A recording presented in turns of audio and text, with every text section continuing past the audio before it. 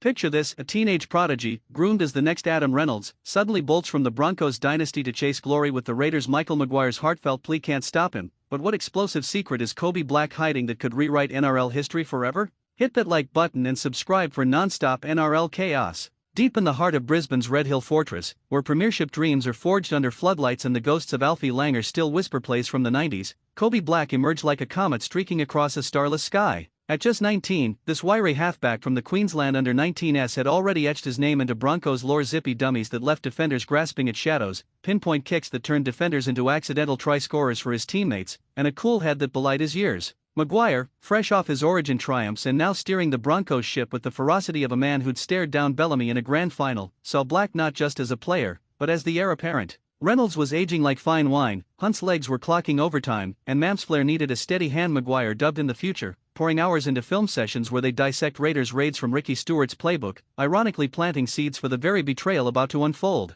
Fans packed the Gabba sidelines during trials, chanting Black's name as he orchestrated a comeback win against the Cowboys reserves, his grubber bouncing perfectly into Tyrell Sloan's arms for the winner. But beneath the cheers, cracks spiderweb through the narrative. Whispers in the locker room spoke of Black's restless eyes, late-night calls from Stuart that Maguire dismissed as recruitment fluff, and a kid who'd grown up idolizing the Green Machine's grit over the Broncos' glamour. The season opener loomed, tickets sold out in hours, and Black suited up for round one against the Panthers, threading a no-look pass that set up Kootenai Stags for a barnstormer. Victory tasted sweet, but as confetti rained, Black's phone buzzed with an encrypted message from Canberra: join us now, or regret it forever. Maguire clapped him on the back, oblivious, toasting the squad's unity. Little did he know, this prodigy was one heartfelt conversation away from torching his Broncos bridge. And just when the league thought loyalty was unbreakable, Black's manager slipped into a shadowy meeting with Raiders suits. What bombshell did they drop that made a $1.2 million contract feel like chains? As the Queensland sun dipped low over Suncorp, casting long shadows on the training paddock where legends like Wally Lewis once carved their myths,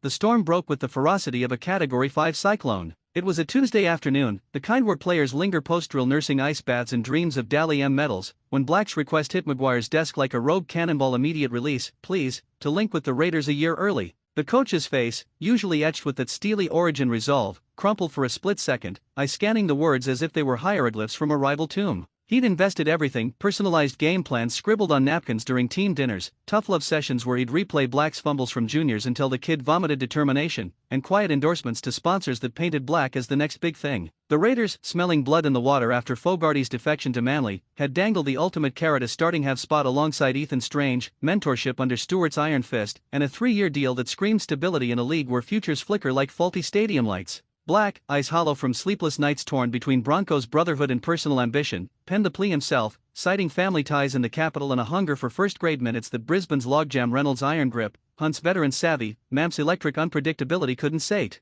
Maguire paced his office, phone glued to his ear, rallying execs in a war council that stretched into dusk. Teammates caught wind via group chat leaks, Stags firing off fire emojis in disbelief, while Reynolds, ever the captain cool, shot Black a voice note laced with brotherly gut punch: kid, you're breaking my heart, but chase your fire. The media hounds circled, sniffing for scandal, but the real gut twist came when Raiders GM Don Ferner leaked they'd cleared a roster spot by shipping Money Waitera to the Storm, a domino fall that screamed premeditation. Maguire, jaw set like granite, drafted his statement in longhand, words dripping reluctant grace: we wanted him here, but opportunity knocks once. As pens hit paper granting the release, a hush fell over Red Hill. Had Maguire just unleashed a monster, or set his own prodigy free to haunt him in 2026 clashes? But hold on, because in the fog of farewell handshakes, Black dropped a confession that left jaws on the turf. What hidden clause in his Raiders pact could drag the Broncos into a bidding war frenzy? Diving into the maelstrom of Maguire's meticulously worded missive, released at dawn like a thunderclap over the NRL's sleepy off-season, the coach wove a tapestry of paternal pride laced with the sting of silver betrayal.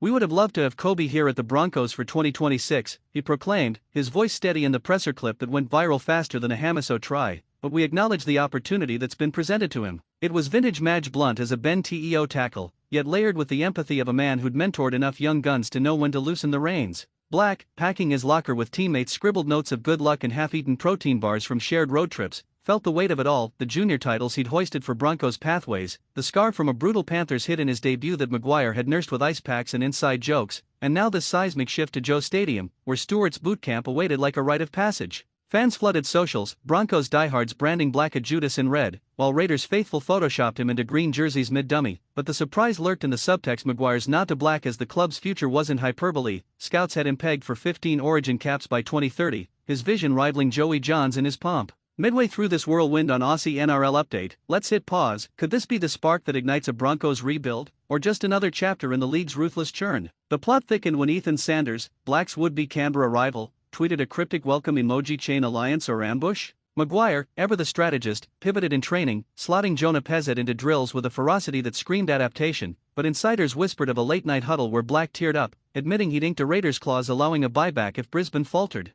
The league buzzed, podcasters dissecting every syllable of Madge's statement like ancient scrolls, unearthing gems. He'd personally called Stuart to broker a gentleman's agreement, no poaching the rest of the spine. Yet, as Black boarded his flight south, duffel bag slung over shoulder, a final text from Maguire buzzed, "Prove me right, kid." The cliffhanger hung heavy. Would Black thrive in the nation's capital, tormenting his old club with halfback sorcery, or crumble under the pressure, begging for a Broncos reunion? And in a twist that blindsided everyone, a leaked email revealed the Raiders had targeted Black months before Fogarty's exit. What if this was all a masterstroke to weaken Brisbane's succession plan from the shadows? As the echoes of engines faded on Black's Canberra-bound jet, leaving Red Hill draped in an autumnal hush broken only by the distant roar of practice scrums, Maguire's saga morphed from lost to legend in the making, a coach's heart on full display in a sport that chews up loyalties like chaff. He'd poured his origin-honed blueprint into Black defensive reads sharp as a maroon's edge, attacking shapes fluid as the Brisbane River at flood only to watch it sail away on wings of ambition. The statement, now framed in club lore, resonated like a eulogy for what could have been. Black will be very much missed at Red Hill, a line that tugged at Reynolds' vocal cords during his own media hit, where he choked up recounting locker room yarns of Black mimicking his box kicks to perfection. Raiders camp buzzed with Stewart's gruff approval, pairing the kid with strange and shadow sessions that hinted at a Habs duo deadlier than Lockyer and Prenderville in '05, while Waitera's storm swap felt like collateral in a high-stakes chess game. Brisbane faithful, nursing hangovers from the 2025 prelim heartbreak, rallied unexpectedly. Petitions for a farewell jersey circulated, and Maguire's candor earned him unlikely allies among the old boys club, web texting a rare thumbs-up. But the storytelling crescendo hit when Black, settling into his tug-running digs, unboxed a care package from Madge, a worn Broncos cap inscribed "Remember who lit your fuse," and inside, a USB of custom highlights set to AC/DC's Thunderstruck. Tears streamed as he hit play, the montage ending on a frozen frame of their shared fist pump after that trial triumph. Whispers swirled of Black's debut dream around one Raiders-Broncos clash scripted by fate, where he'd thread a kick to torch his mentors. Maguire, back at the coalface, retooled the spine with Pezzett's grit and a wildcard from the Dolphins castoffs, vowing in private this parting would forge fiercer loyalty in the ranks. The league teetered on the brink. What if Black's flight sparked a domino's fall, with Broncos juniors eyeing exits and rivals sharpening poach bids?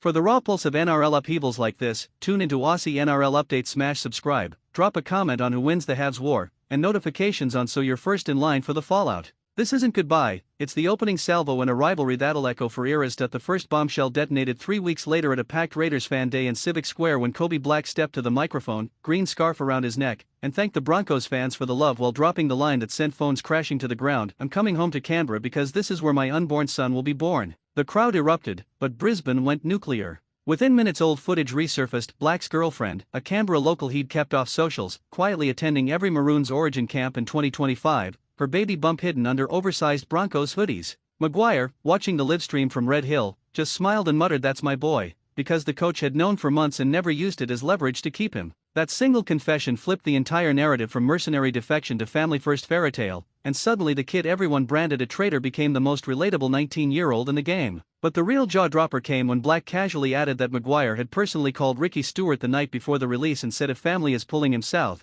don't you dare let money be the reason he hesitates." Stuart, speechless for once, agreed to match every cent Brisbane had on the table plus a house deposit. The Broncos didn't just let him go, they gift-wrapped his future. Now, with Christmas jerseys flying off shelves and the Charity Shield only weeks away, the NRL universe is locked